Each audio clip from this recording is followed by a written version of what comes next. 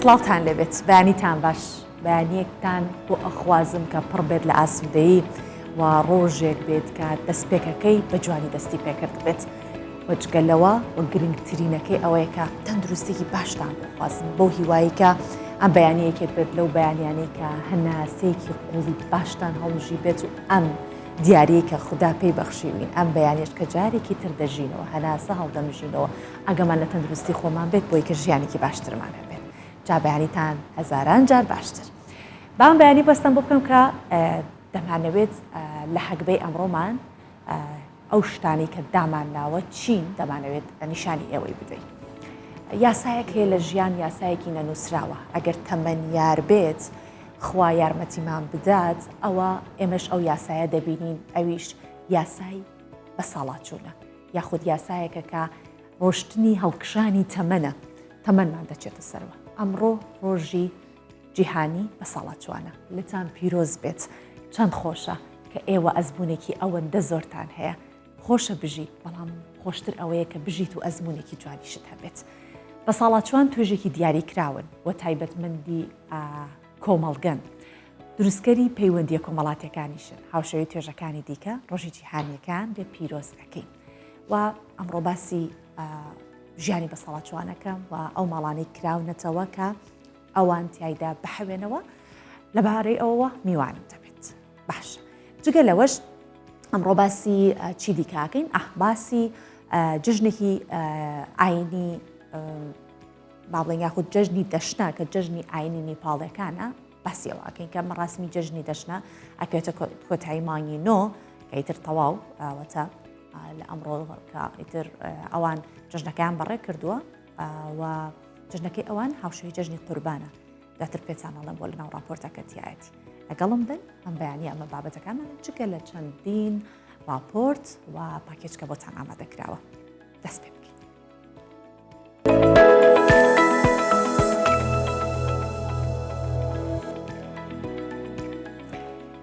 کابینەی نوێمی حکوومەتی یاریمی کوردستان لە پلانێتی کە هەم پەرەبەکردی گەشتگوزاری بدا هەم ڕێژەی هاتنی گەشتیاران زیاد بکات بۆ هەرێمی کوردستان جا لەم سۆنگەیەوە ئەمێ ئەم جارە جیاواز لە کارە هونەریە ئاست بەرزەکانی فلای 24 کە دەچێتە ئیدارەی سربەخۆی زاخۆ پرۆژێکی گەشتیاری فراوتار پیشانەدات هەر جارە و پیشەیەکی پیشانەدان بەڵام ئەم جاران جیاوازترە ئەچێتە شوێنێک کە 70% پرۆژەکە سەوزاییە مۆزەخانە و چەندین کافێ خواردنگەی هەممە جۆر و شوێنی مانەوەش لە خۆ دەگرێت فلای 24 بەکارە ناوازەکەی ئەو شوێنمان بۆ نیشان ئەدات بەبێ کە هیچ کەتێک کرابێت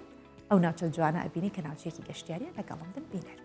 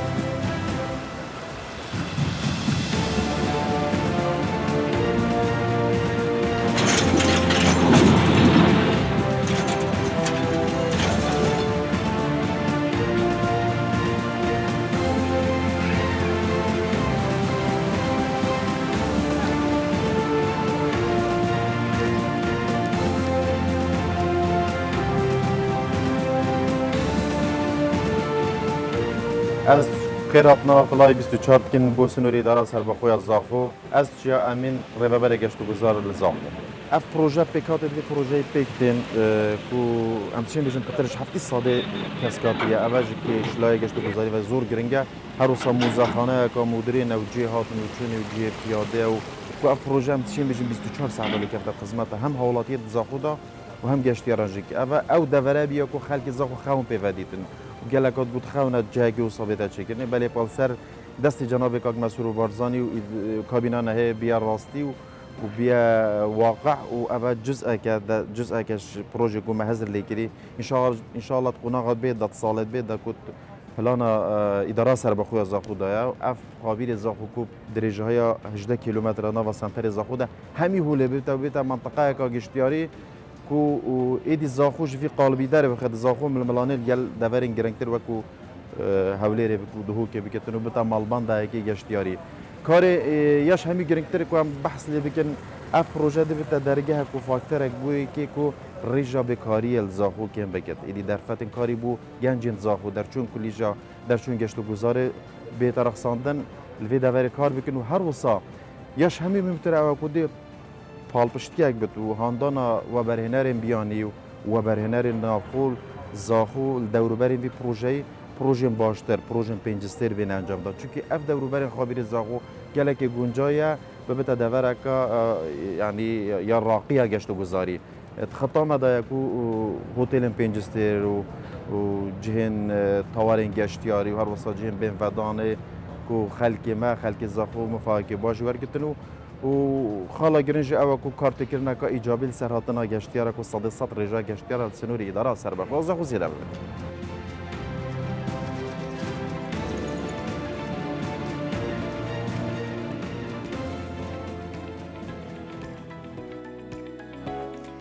دەستی کاک سەنگەر کە دەرهێنەری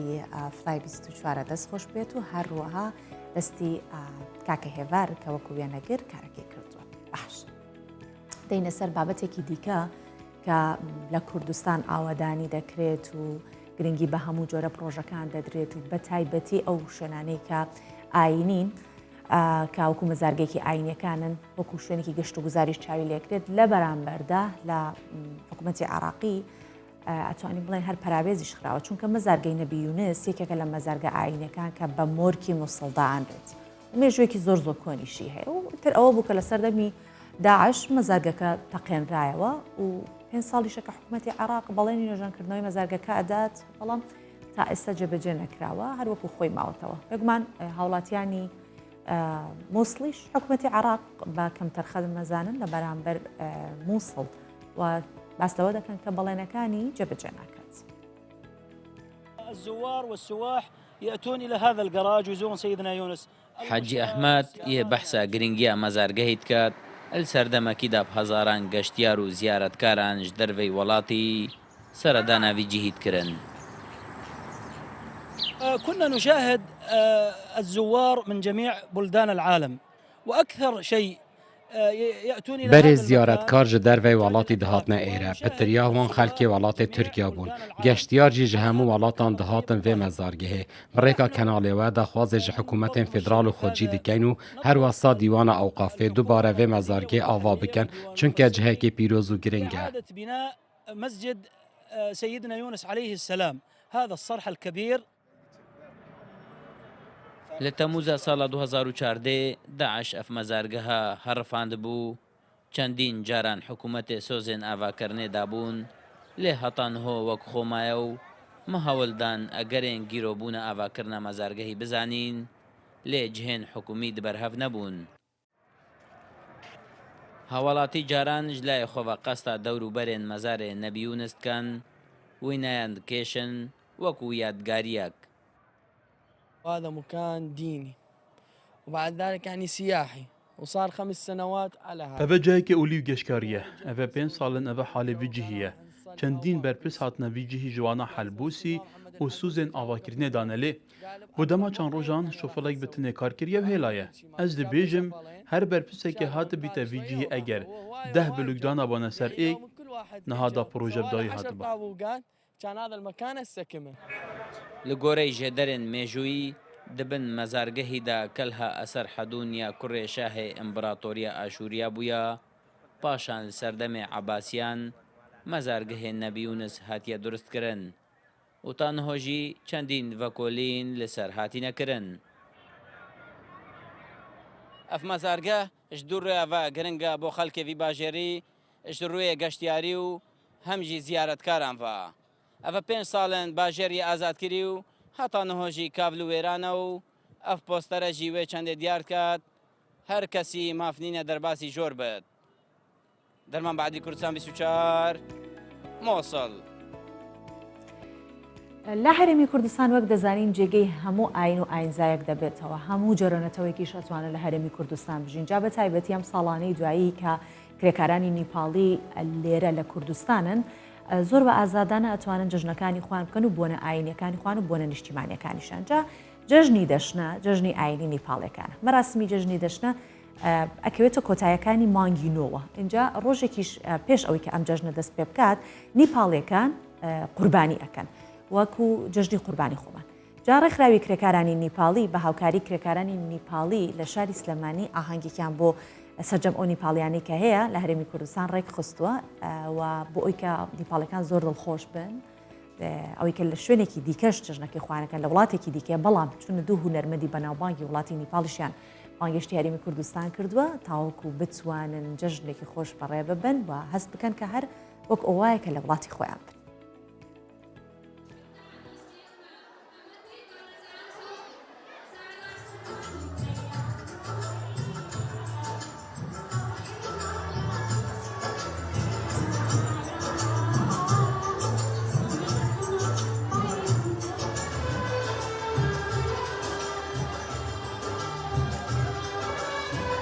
ئەمڕۆ ئێمە جەشنی دەسەی پیالی دەسەی هەمووی تان کۆ بێتەوە هەلوپەرینەوە چەند بەخۆشی ئەوە یەکێتەوە ئێمرۆ ساڵی یەک جارێتەوە ئەکو ئێوە جەشنی فیرۆزی چۆن هەیە ئێمەش هەروایە ئێمرۆ ئەمە کوردستان عێراق زۆر خۆشە ئالامەکە خۆشە جوانە زۆر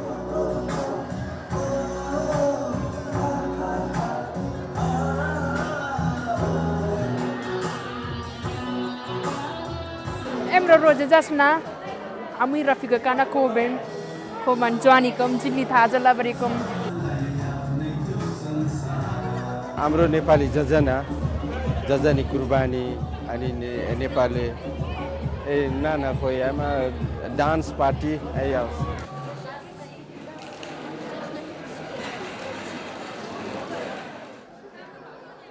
ئەم جێژنە جێژنی دەشەنە وەکو جێژنی قوربانی خۆمان وایە ئەوانش دوێنێ قوربانیان کردووە ئەمڕۆژ مەراسیمەکە بەڕێوە دەبن داوان لە ئێمە کردووە پێشتر کە ئێمە گروپاتمان هەیە لە ناو هەموو کرێکاراندا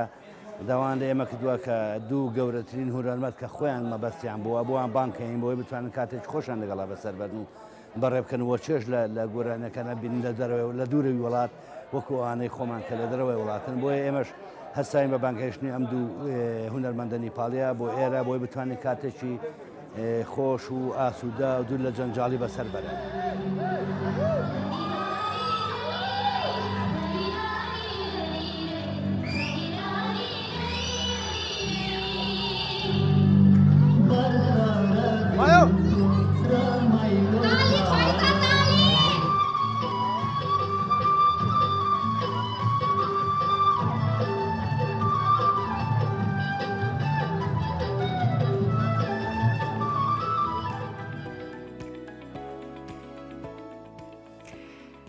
دێنە سەر ئەو بابەتەی کە لە سەرەتای پرۆگرامەوە باسمان لێو کردجا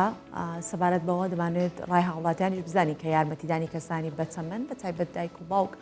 ڕای بەشێک لە هاوڵاتیان ئەرکێکی ئەخلاقیە و جگەلەوەی کە ئەرکێکی ئاینیە ئەگەر کەسێک بەتەمەن بێت پێویستە زیاتر یارمەتی بدرێت و ڕێزیان لێ بگیرێت و بە چاوێکی ڕێزیشەوە سەیران بکەین هاوڵاتیان دەڵێن دەبێت لەگەڵ کەسانی بەتەمەن ئارامتر بین لەسەر خۆتر بین چونکە دۆخی کەسانی بەتەمەن لە هەموو ڕوویەکەوە لەگەڵ کەسێکی دیکە جیاوازە ئەوان خاوێن ئەزمونێکی زۆرن و جگەلەوەش هەڵکشانی تەمەن لە لای هەندێک کەس بە ناخۆش وەسف دەکرێت بۆیە ئەبێ ئاگاداریان بین جا بە بینەری ئەم ڕاوبۆچوونانە بین دوای ئەگەڕێ مۆلاتان دوو میوانم ئەبێ سەبارەت بە دۆخی دەرونی ئەوان چۆن ڕفتاریان لەگەڵ بکەین و هەروەها کەسێکیش وەکو ڕێبەری ئیداری کە لە ماڵێکی بەسەڵات چوانم گفتوگۆکەی بزانین دۆخیان لەوێ چۆن لەگەڵ لە کەسانی بەتەمەنەگری وەڵا زۆر زیاد لە حەد لەبەروی کەسانی بەتەمەن بە تایبەتی باوک دایک ئەمانە گرنگن باوکە 20 ساڵ بەخێوتەکە پێویستە حورمەتی گری جگە لە ڕێزگرتن تا چۆنێک هاوکاریانەکەی ئەبێ زۆر هاوکاریامی چونکە تۆش دەچیتەوە ئەو تەمەنە باشە بۆ نمونە چیان پێویستە تۆ هاوکاریان بکەی هاوکاری مەسەلە بۆ نمونە جاری وایە باوکتە داوای ئاوەکە بووی بەرەقی چێکە داوای شتێکەکە لە ماڵەوە تۆ هاوکاری بە یا مەسەر لە بازاڕە ئاگار لێ بەمەیە لە بچێتە دەرەوە ئەگەر تەمەنێکی زۆری هەبێ بەکاریەوە نێ بچێتە باز بە سیارە لێ بە دوای حەیە تۆ چێت جگەل لە باوک کەسانی ترە بینین بە تەمەنن وەرمە هیچ ناسیاوێکمان لەگەڵ یانانیە پێویستە تا چنێک هاوکاریان من هەجا هاوکاری خەڵکم کردووە ئەوەی تەمەنی هەبوو بێ ڕیشی سپی بوو بە هیوا بۆ هەفتا هەشتا ساڵ عمری بۆ لەو جادێ لە باڵاز ڕاونمە تۆ بەرەوە بەرکەوتنێکی زۆرمان لەگەڵ خەڵکەیە بەتایبەت بووی ڕەبتی بێشەکەمانەوە هەیە تحملێکی زۆری پێویستە چی پێویستمان بە تحملێکی زیاترە دەبێت کە لە تەمەنێکانین لە ئەو کەسان لە تەمەنێکان کە پێویستە بە تحملێکی زیاترە بۆنە جار وایە بەهۆی گەرماوە بەهۆی تەمەنەوە بەهۆی هەنێشتەوە کە لە توانای هینی ئەوانە نییە پێویستە بۆی کە گەنجەکان زیاتر تحملەکەن ڕێزێش لە تەمەنیان بگرن چونکە ئەوان سەردەمێکە کە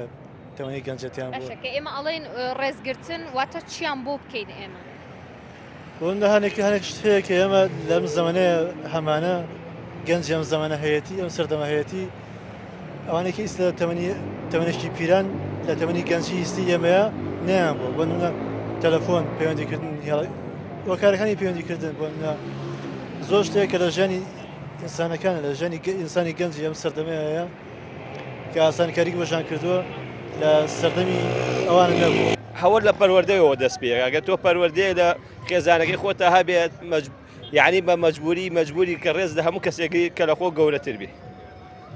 ڕێزگرتن کاتێکیش کە تۆ کابرا قسێکی غەڵەتیشی بەرامبەرەکارە بێ ڕێزی لێگری دەتخۆ گەورەتر بێ قسەیەکەیە ئەڵێن ئەو کەسانی کە لە ئێمە بەتەمەنترن ئەگەر ڕایەکیان و یاخود بۆ چوونێکیان هەبوو هەڵەش بوو ئێمە گەنجان نابێت پێیان بڵین هەڵەن یاخۆت بۆ نمونە بێ ڕێزیان بەرامبەر بکەین لە بەرامبەر هەندێک کەسیش ئەڵێت نەبێ بڵین حسابی ئەو بکەین کە ئەمانە کەسانی بەتەمەن ئەگەر هەڵەن ئەبێ بڵین هەڵەن بەڕای تۆ بێ کامیان ئەبێ خۆی ئەزان چۆنە ئەبێ دڵی ڕاگریت چونکەکەم ئەگەر هەڵەش بێ لەوەجێ ئەو زەلامە کاتی مەزاجی نەبێت لەسەر خۆی نەبێ یان لە شوێنە ترۆ تووڕیان کردبێ کە نەتوانێت بە توی دەربڕێت ئەبێ هەڕێزی لێگری تاریخی نەکەیتەوە لە زۆر حاڵەت سەرم جادەیەگەر کەسێکی بەتەمەن ببینی و نەشیناسی ئامادەی هاوکاری ئەبێ هاوکاریکەی بەڵێ بێگومان وڵای تر جوان قساکەی لەگەڵیانە پێویستیان بە هاوکاری بێ ئەوێ هاوکاریان کەی ئەبێ لە شوێنێکە تۆ لە پاسێکا بۆ نە سەرەکەوی ئەو بەپاوەیە تۆ دەبێت دانیشتویتە ئەبێت تۆ هەڵسی ئەو دانیشێ لە شوێنێکە مەسەلەن سەیرەکەی لە قادرمێک سەرەکەوێ جاروایە زیرەکە زۆر بەتەمەنە سەیرەکەی ئەو بە زەحمە سەرەکەوێت دەبێت بچتە بنباڵێەوە یارمەتی دەی تا ئەو بگاتە شوێنی خۆی یان لە شوێنەکە خۆی دا هاوکاری لێکە ڕابۆچوونی هاوڵاتیانمان بیست کە پێکەوە بینەر بووین لە لێرە هەردوو میوانەکەی من ئامادە بوون کە سەنگەر جەمال بەڕێوەبەری ماڵی بە ساڵاتچوانی هەولێر وهروەها ئەرسەلان عوسمان توێژەری کۆمەڵایەتی بە خێراتنی هەردووکتانەکە زۆر سپاس بۆ جەنابەت با لەوە دەست پێ بکەین کە کاک سەنگەر بە ساڵاتچوان چەند پێویستیان بەوەیە کە لە شوێنێک بن ژینگەیەکی ئاسوودەی هەبێت سەسەری ئەم سەوزایەت کە دوتت ئێرەمان بنێرە زۆر خۆشە بەڵێ زۆر سپاس ئەکید نەهەر بە ساڵاتچوو بەڵکو هەموو تاکە کە لە دایک دەبی پێویستی بە ژینگەکی ڕەخساو هەیە لە ڕووی جەستەی و لە ڕووی معنەویە تا بتوانانی تێیدا گەشە بکاتن هەر لە مناڵی ساوا تاکو دەگاتە کۆتایی تەمەن بەر لە مردنی ئەو بە ساڵاتچووی بە ساڵاتچوو پێویستی زیاتری بەو ژینگە ئارام و سەوزاییە هەیە بە تایبەتی لە ڕووی ئۆکسجینەوە لەبەرەوەی لە ڕووی زانستیەوە لە هەڵکشانی تەمەن بەرەبەرە پوکانەوەی مێشک دروست دەبیتن بۆیە دەرئەنجام تووشی پاڵەپەستۆی خوێن یا شەکرە یان ئەخۆشی دڵ ئەوە دەرئەنجامی پوکانەوەی ماسوولکەکان و کۆ ئەندامەکانی ناوەوەی ئەو کەسانەیە کە وەکو بە ساڵاتچوو توانای ئەو بەرگریان نامینێتن بۆیە تووشی ئەو جۆرە نەخۆشیانە دەبێت لە بەرامبەردا پێویستیان بە کەشێکی پڕ لە سەوزایی هەیە تەواو ئۆکسجینی هەبی بۆی بتانی ئاسوودەیەگە لە ڕێگای ئەو کەشوهەوە ئاسوودەیەکی دەرونی وە جەستەیی بۆ بە ساڵاتچوی دروست بکاتن لە لای خۆشمان تا ڕادەک هەیە باشە کە باسی ئەو سەوزایەشم کرد ئەکید ئێرە زیاترە لە لایمە بەڵام بە خۆشحاڵیەوە ئێستا لەلایەن بەڕێزەنابی شێخباس بەرزەنجی باڵەخانەی تازەی سەردەمی بە ئەندازەیەکی نوێ دروست دەکرێت لە چەمانجی داهاتوو ئینشاءڵڵا ئەو بە ساڵاتچوانە پێی ئاشنا دەبن لەوێ تەواوی میکانیزمەکانی تێکەڵبوونی جێگەی چەند کەسی تیا بێتەوە 108 کەس لەوێ تەواوی جێکرایەوە لە ڕووی کەشەوە ئێستا 8 کەسین ئەنجا بە ساڵاتچووی نێرمان هەیە و سی بە ساڵاتچوی مێشمان هەیە کە لە ماڵی بە ساڵاتچواندا دەژین. زۆر باشە کاگەر سەلان بەکێ ئەوترێ بە ساڵاتچوو کێن ئەوانەی کە پێویستە لە ماڵی بە ساڵاتچوانە بن. ئەو کەسانێک کە لە لای ئێمە قبول کرا و وەرگیراون بە پێی ئەو ڕێنمایانەی کە لە وەزارەتەوە دەرچووە ئەو کەسانن کە لە تەمەنی 6 ساڵی بەرەو سەروتر ئەوانە لای ئێمە قبول دەکرێن بەم چەند مەرجێکی هەیە ئەو مەرجانە یەکەمیان نابێت نەخۆشی دەرونی هەبێتن دووەم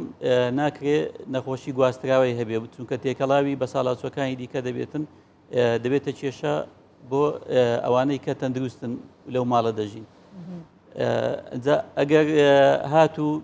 کەسی نەبوو شوێنی حەوانەوەشی نەبوو زۆر جاریش وایە کەیسەکان هەمووی لە یەکتر ناچن بەڵام ئەوەی کە لە یەکتر دەچن ئەوەیە کە کۆیان دەکاتۆ لە ئەو ماڵی بە ساڵاتچوانە کەسیان هەیە بە خێویان ناکاتن یان کەسیان نییە تا بە خێویان بکە لە هەردوو حاڵەتەکە لە لای ئێمە قبول کراو دەبن بەڵام بەو مەرجەی کە ئێستا باسم کرد. زۆر باشە کاک سەنگەر ئەگەر سەرەتاش وێڕای ئەوەی کە پیرۆزباییم لە بە ساڵاتچوان کرد جارێکی ترشار پیرۆزبایان لێکەمەوە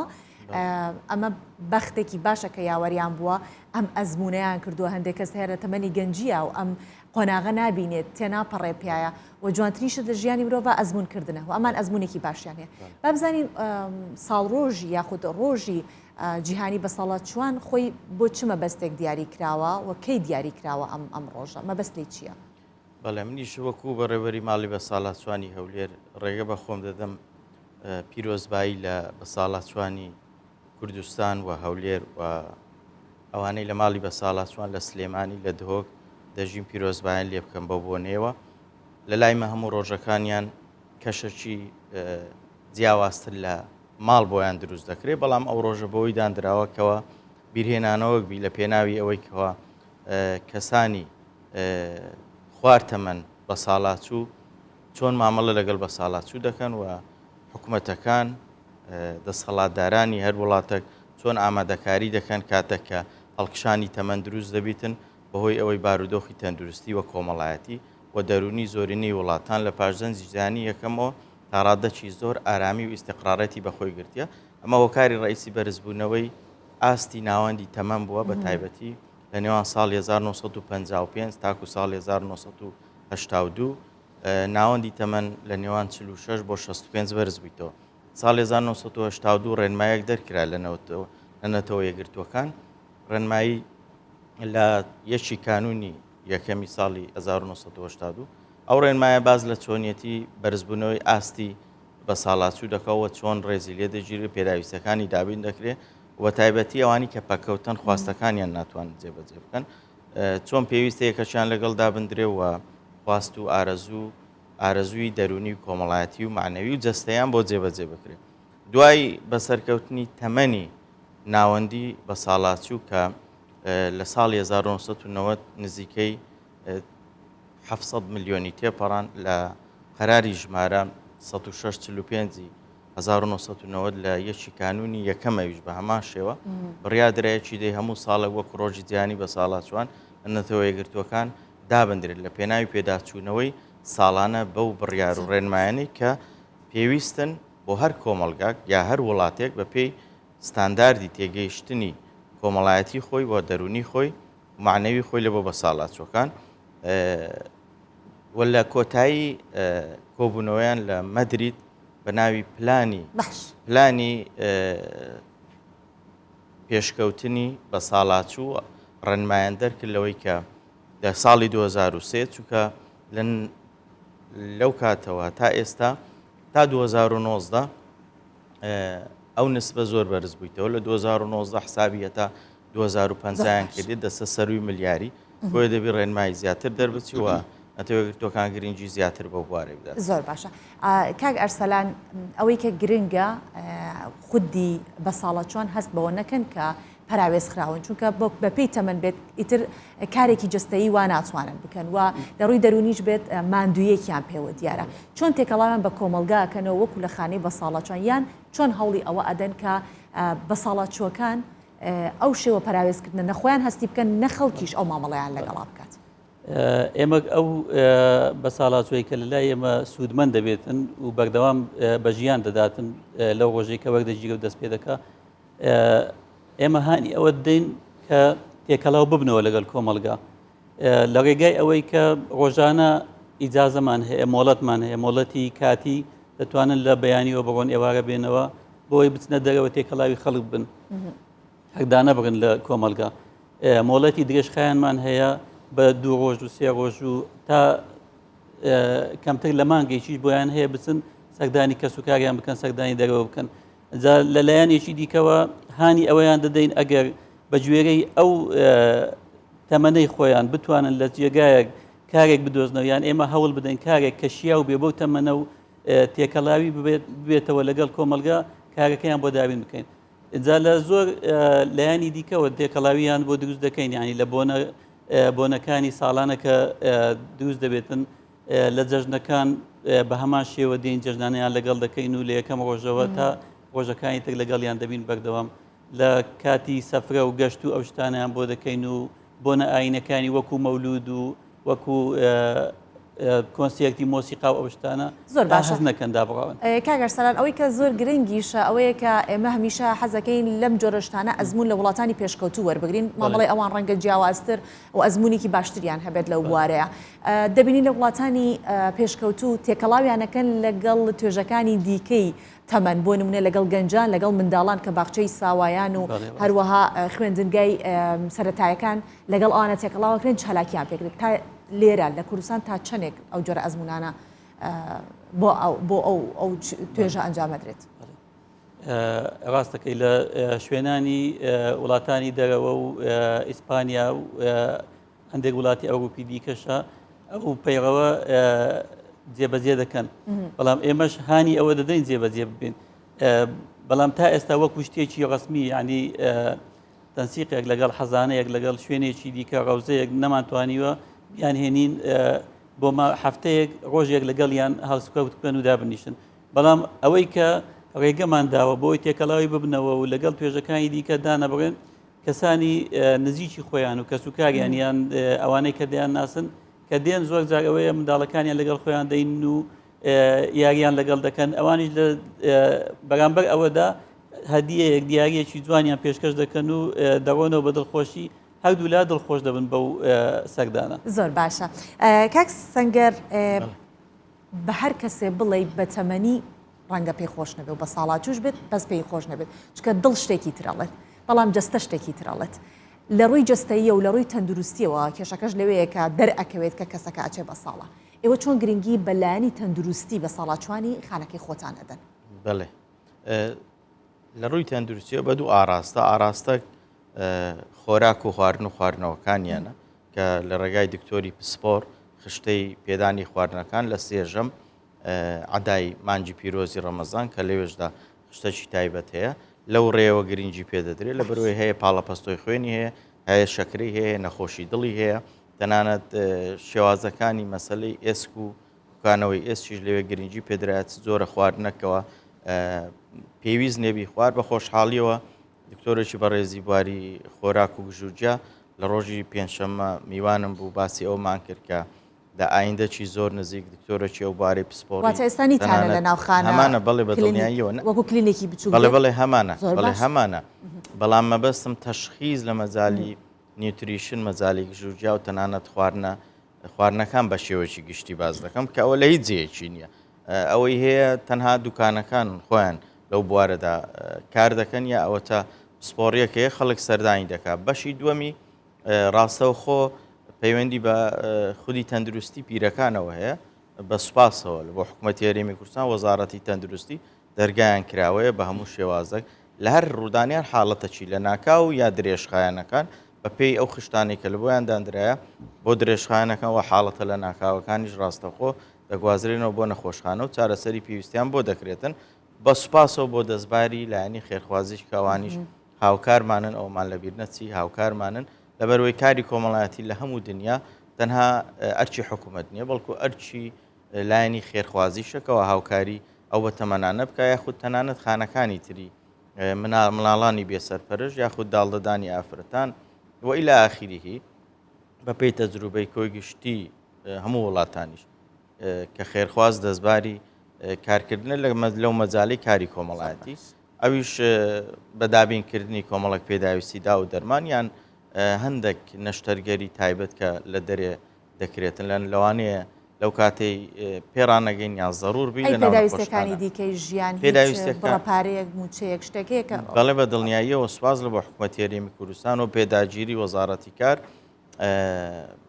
مانگانە 45,000 دینار هەر پیرێک هەر بە ساڵاتچوێک لە خانەی بە ساڵاتچوانی هەولێر وە سلێمانی وە دهۆک وەکو خەرجی زیرفان پێی دەدرێ بۆ ئەو کاتانەی کەوا خۆی پێداویستەکانی خۆی پێویستە لە حەز و ئارەزوی خۆی پڕی بکاتەوە وەرگرتنی ئەو چارەسەرانەی وەکو حەبی پەستانی خوێنەوانشە چێتە ئەوینەوە یاخۆتان نەخێر هەمووی بێ بەرامبەرە وە سوپاس بۆ وەکو باسم کرد دەستی خێرخوازی بەڵام زۆرترینی زۆر سوپاس بۆ فەرمانگەی تەندروستی هەولێر کردە پزیشکەکان کە بە سوپاسەوە مانگانە لیستی هاوپێچمان هەیە زۆرینەی ئەو دەرمانانە پێشکەشی ماڵی بە ساڵات چوان دەکەن زۆر باشە کاک ئەرسەلان هەر یەکێک لە ئێمە ئەمە قسێکی کوردەواریە زۆر جار و تومانە کە تەمەنێکی ئاساییشین ئەڵێن ساڵ بە ساڵ خۆزگەم بەپار جای ئەوان کە بە بەردەوام لەژێر کاریگەری بیرکردنەوەی ڕابردوون چۆن ئەبێ ڕێز لە بیرکردنەوەکانیان بگیرێت و هەوڵی ئەوە بدرێت لەگەڵ ئێستاشە ڕابێن ئەو کاتێک کە دێنە لە یان دەچێت لایەن لەگەڵیان دادەنیشی پێیان خۆشە قسەت بۆ بکەن جا ئەو کاتێک کە قسەت بۆ دەکەن ئێمە هەوڵ دەدەین زیاتر بوار بەوان بدەین قسەمان بۆ بکەن لەبەرەوەی ئەوان پڕ ئەزمونترن زیاتر لایەنی ژیان و ئەوەی کە دیتیان لەمە زیاترە زیاتر بوار بەوان دێن بۆی قسەمان لەگەڵ بکەن هەتا قسەمان لەگەڵ دەکەن ئەوەی کە لە ناخی خۆیانە پێی بەتاڵ دەبنەوە و دڵخۆشیش دەبن کە گوێیان بۆ دەگری لە نەتیجەی ئەو گوێگرتنە هەست بە ئارامیەکی خۆش دەکەن تەنها پێویستیان بە گوێگرتنە ئێمەش ئەو لایەنیان بۆ تەرخان دەکەین و درێغی ناکەین ئینشاءالله دەستان خۆش بێ بەو هیوایی کە ئەم بەیانیە ئەو هەشتا کەسەی کە لە لاتان و جگەلەوەی کە لە خانە بە ساڵاتوانەکانی دیکە شار و شاژکەکان بینەری ئەم پرۆگرامەی ئێمە بوو بێتن پێیان بڵین ئێوە بەرەکەتی سەر ئەم گۆی زەویان بە تایبەتی ئەوانەی کە لە هەرێمی کوردستان دەژین ئێوە بەرەکەتی کوردستانن هەرتەمەند درێژ بن لەش ساغ بن و سپاسی ئێوەش دەکەم سەنگەر جەمال بەڕێوەبەری ماڵی بە ساڵاتچوانی هەولێر و هەروها ئەرسەلان عوسمان لەگەڵمان بوو وەکو توێژەری کۆمەڵایەتی سپاستانەکەم ئێوەش ئەرکتان کێشە دەست خۆش زۆر سپاس بۆ جەنابیشت و بۆ بەڕێزان لە کوردستان بیساری دەستان خۆش بێ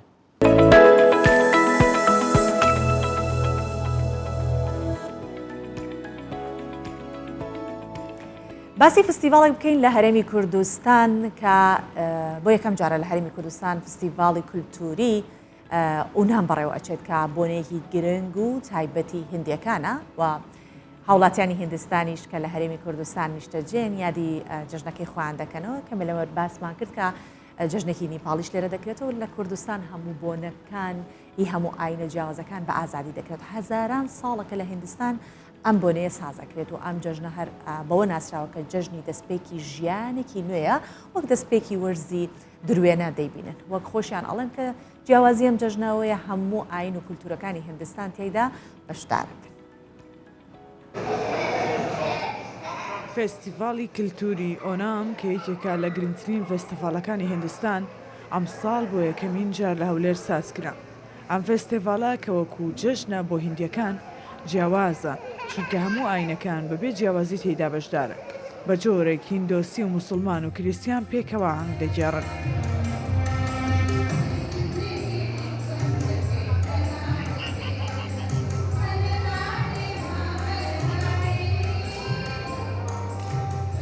فستیڤالەکە دەرفەتێکە بۆ ئاینە جیاوازەکان کە لەم بۆنەیە هندیەکان کاتێکی تایبەت بەسەر ببەن و خواردنی جیاواز بە کللتوری هندیەکان ببین و تامی بکەن. بۆ یەکەمین جارەم جژنە لە هەرێمی کەرالا لە هندستان زیندوو کراوەتەوە و بە جژنی دروێنە یان ژیانەوە ناسراوە.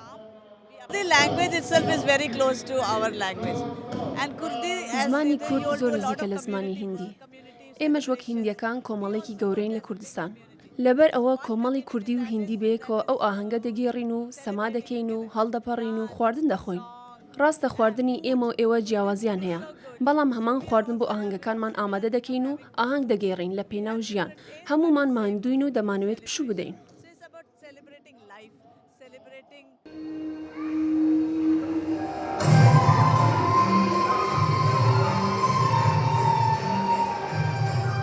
بوونی ژمارەیەکی زۆری خێزانی هندی لە هەرێمی کوردستان وای کردووە فستیڤالەکە لێرەش بەڕێوە بچێت بە تایبەتی کە لە یەک نزیک بوونەوە لە نێوان هاوڵاتیانی کوردستان و هندستان هەیە و پێکەوە بەشداری لە گۆرانی گوتن و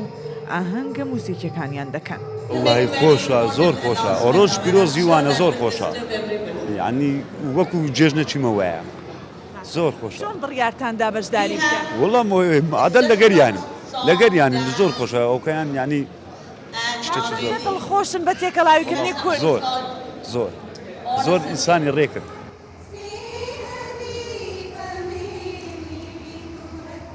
بەهۆی کەمی هندیەکان لە هەرێمی کوردستان ساڵانی پێشتر ئەم جەژنە نەکراوەتەوە بەڵام ئەم ساڵ بۆ یەکەم جار بە بەشداری زیاتر لە 300 خێزانی هندستانی ئەم جەژنە لە هەولێر کرایەوە. Festival of Harvesting in South of India in Kerala. ئەمە فستیڤالی درێنەی باشووری هیندستانە کە بە ناوی کەرێلا ساڵانە لە مانگی سپتامبەر ئەکرێت. فستیڤالێکە هەموو ئاینەکان تێیدا بەشدارن. یەکەم جارە لە هەرێمی کوردستان ساز دەکرێت. کەلتوری هندی و کوردی زۆر لە یەکەوە نزیکن و ئێمە لە کوردستان زۆر هەست بەو تێکەڵبوونی کەلتورە دەکەین تەنانەت لە ڕووی زمانیشەوە هاوبەشیمان هەیە.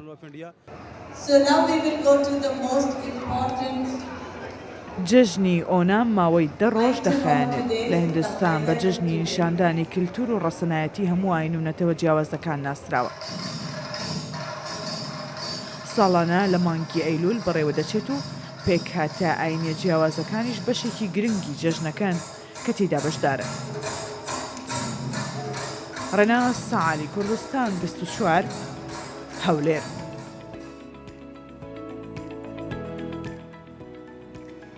زۆرێک لەو قوتابیانەی کە لە زانکۆکانی کوردستانە خوێنن خاوەنی چەندین دەستکەوت و داهێنانی زانستین و ڕۆژانش ئێمە لە پرۆگرام ئەگەر هەر بابەتێک لەوانە هەبێت وەکو ئەپێکدا بنرێت ئەوە ئێمە لە پرۆگراممانەوە باسی لێوە ئەەکەین و هەوڵی پەرەپێدانی زیاتری ئەدەین. جا هەر لەم چوارچێوەیە قوتابیەکی زانکۆی زاخۆ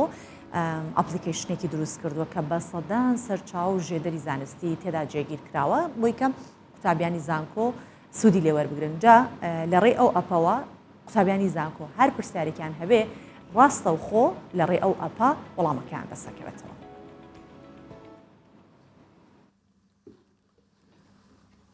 قوتابیەکی زانکۆیە زاخۆیە وی دمالدا ئەپلیکیشنێک بناوێ فەستلرن بۆ قوتابیان هەواڵیان خۆ دروست کردیە. ئەف ئەپلیکیشن سەدان ژێدەرێن زانستی دو 12 بیاوێن جدا جدادا لەخوا دەگیرە. هەفدەم تایبەتمەندیە بەرسەفدانە پرسیارên van هەمی زانستان جی di navdane û kar asaniyê bi qutabîyan peyda diket. Bi zimanê Angulêrê çêkire û rastî min tev pê ber nêzîkî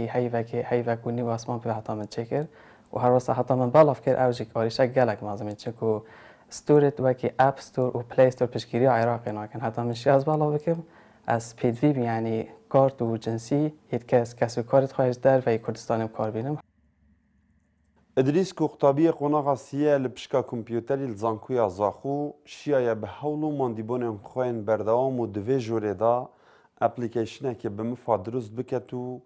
bêxte di xizmeta hevpîşeyên xwe û qutabiyên çendîn zankoyên dî jî da. Di nokeda vî aplikêşinî zêdetirî 1000 qutabiyên bikarhêner li her êk ji zankoyên zaxû, Duhok û Soran û Hewlêr hene û بکار دینن و مفایله دبینن. بوب دست و اینا راپورتا و جدرا کوبشوه که صناعی دست مد کردن و هر واسه بسیار برسوت زانستی کو چه باشی و گریدای بن بسیار ایده جواب دانش لای قطابی بن یا جی ما مستوى بن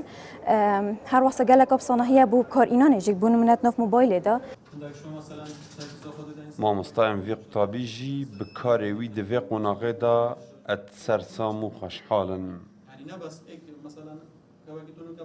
كتقنية جلق جديدة حتى يعني معلومات جهشتنا من الجامعة كألماني محاولة كرن سر في بابات يعني أنجلاري كورسة كبدن نطالبوش أنا ما مستويشة يعني بشكل معقدة استراكشري وش يعني برنامج عادي يعني كأمد بين القطابية كما مرحلة سي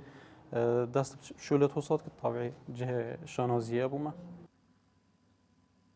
اپلیکیشن لسر همی سیستم آنکار دکه و بسانهی بدست دکه و جلایوی خطابی و با آوائه که فرمی هاتیه تومار کرن و به هر دو زمان انگلیزی و کردی جی کار دکد. اسلام یوسف کردستان 24 زاخو جالو بابەتە بابێنە سەر باسی وشکە ساڵی ئەوەندە وشکە ساڵی زۆر بووە و مەترسی زۆرار بیر لەوە کرێتەوە کە ڕێگای نوێ بدۆزرێتەوە بۆ ئەوەی کە زەوی وزارەکان زەرەر و زیانیان بێ نەکەوێت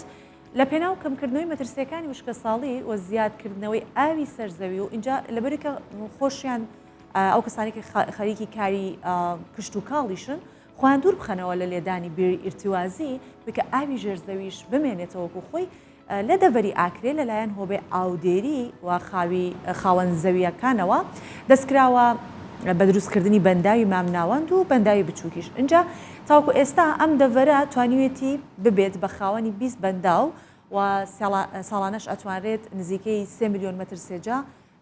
لەم بەنداوانە ئاوگل بدرێتەوە.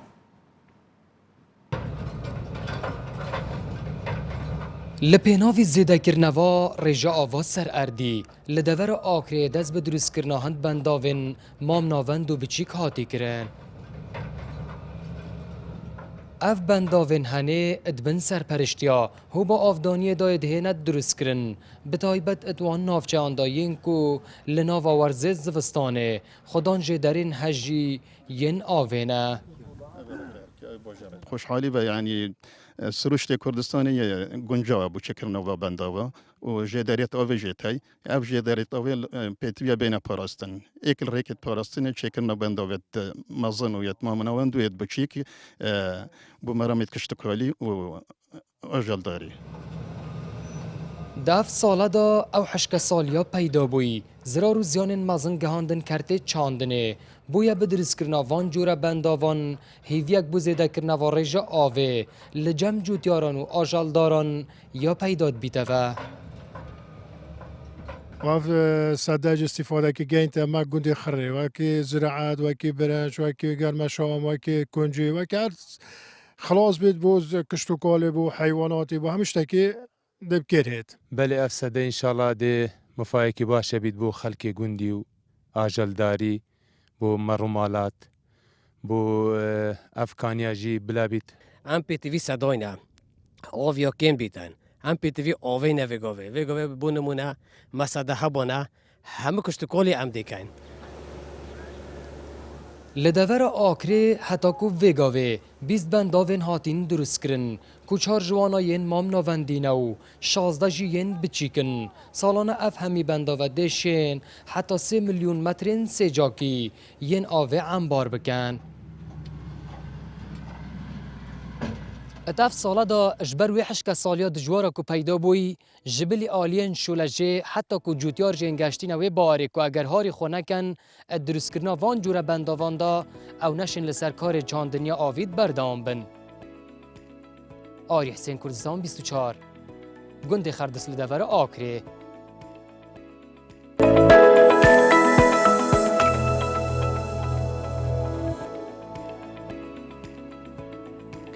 ئەنجا با سەرێکیش لە ئیستانبول بدەین کە باسی پێشەنگایەکتان بۆ بکەم پێشەنگایەکی هونەری بەرفراوانە کە دەربارەی کێشە و ئاریشەکانی جیهان بەڕێوە چووە.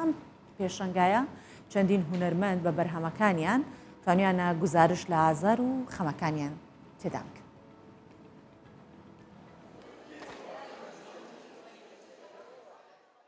خەم و ئێشە ژناوە کوراهیە تەنێتیەدا خۆیە دەدا دەر و بە تایبەت دەوێ سەرداما ئەم تێدانە گەلێکی تێ بەحسکردن لەسەر بەرهەمێکە هونەری بەوێ پەیکەرێ تێنیشاندان. ئەف پەیکەرە ژنەکە پیرە بناوێ قێرین ji hêla hunermend serwer Demirtaşê Stenbolî ve bi awayeke mekânîk û bi hereket hatiye amadekirin, qêrîna pîr û kalên di civakê de tenê hatine hiştin û jibîrkirin, dide der wekî di straneke Kurdî de dibêje bira li dinyayê mirin hebûya, kalbûn tu nebûye.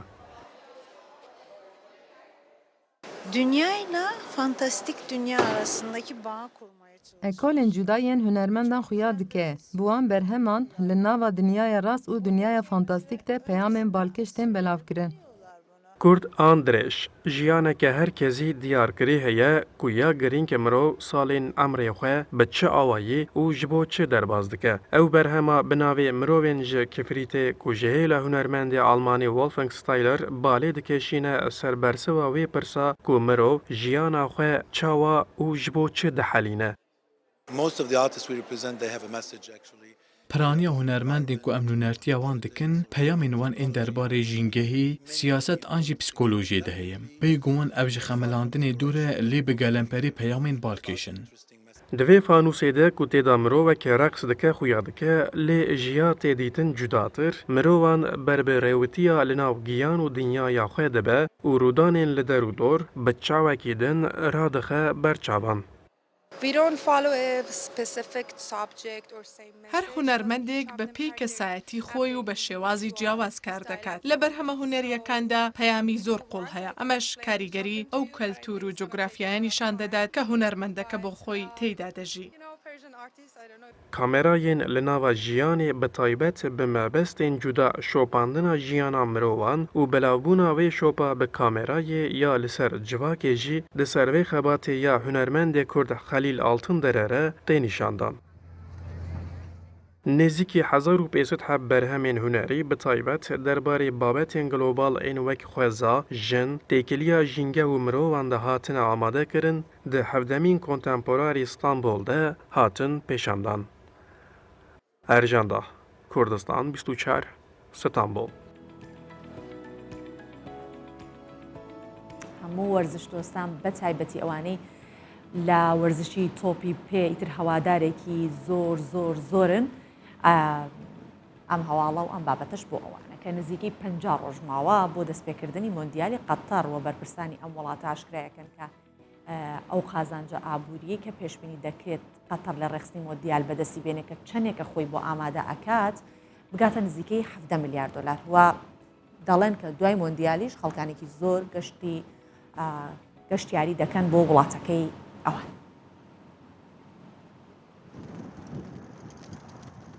نزیکی 5 ڕۆژ ماینە بوو دەستپێکردنەوە مۆندیاڵە قەتەر و بەرپرسن ئەڤە وڵاتەی ئەشکرا دەکەن ئەو قازانجین ئابوورین و پێشبینی دیکەن قەتەر لە ڕێخستنەوە مۆندیالە بدەست بخەن بگەهیتە نزی 17 میلیارد دلاران. قەتەر چەند ساڵێکن ئامادەکاریان بۆ مۆندیالە 2022 قەتەر دەکە و زیاتر لە 200 میلیارد دلار بۆ پێشوازیکردن لە ئەوێ پاڵەوانەتیان مەزن خەرجکردنە بە جۆرێکی هەیە و نەهادە مێژووە مۆندیالە وڵات نەبووە ئەوە پارە خەیالیش بۆی میێوانداریکردنا جاما جیهانی خەرج بکە. یەک لە ئامانجین میێوانداریکردنا مۆندیال ژالیە قەتەر بوو ژانەوا کەرتە گەشتیاری وڵاتیوانە بەرپرسن ئەوە وڵاتای پێشبینی دیکەن 3.4 میلیارد کەسان لە جیهانە بینەرین مۆندیاڵە 2022 بن. ئەفێک ژیوەت کەتن لە پشت ئەوێ پاڵەوانەتیان مەزن خەلکێن زیاتر سەردانە وڵاتیوان بکەن. ئەو وڵاتن میێوانداری مۆندیالە دەکەن تەنێ ئامانج ئەوە یاری بینەکردنە وڵاتیوانە بەڵکو گرینگەیەکە زۆر بە شوینوارین گەشتیاری و هەروە شوینوارین کەڤن دەدەن هەروەک چاوە لە مۆندیالن بووری کو لە رووسیا بەڕازیل بڕێوەچوون خەلکێکن زیدە لە پشتی مۆندیالژی سەردانەوان وڵاتانە کرد. ناصر الخاطر ڕێبەبەرە جێبەجەکاری مۆندیالە 2022 قەتەر دەبێژیت وان 3 میلیۆن و 100 هزار پلێت ژووی هاندەران لە سەرتاسەری جیهانە ئامادەکینە بەڵام هەیە کوونەها نزی 8 میلیۆن کەسان لە جیهانی داواکاری ژووی کڕینا پلێتên مۆندیالە پێشکەشکردنەوە 135 پلێتان ماینەوە چاوەڕێ دەکەن کو هاندەرێن هەلبەژاردان ئەوان پلێتانە ژووی یاریەن مەزن بکردن.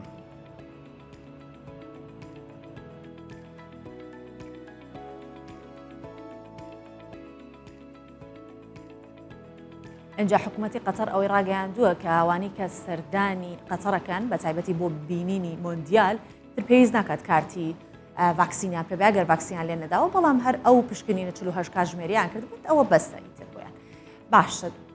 تا ئێرە بەیەکەوە بووین سپاستانەکەم کە لەگەڵ ماوە چونکە پرۆگرام بەتایی پێهات و بەجێتانە هێڵم بەو هیوایی کە بتوانین بابەتی دیکەتان بۆ ئامادە بکەین کە سەرنجی ئێوە ڕابکێشێت بە دڵی ئێوە بێت تا بێگەشتنەوەکی دیکە لەگەڵ ئێوەی خۆشەویست و بینەری بیانی 24 بەخواتان ئەسپێرم هەر لەش ساڵ سەلامت.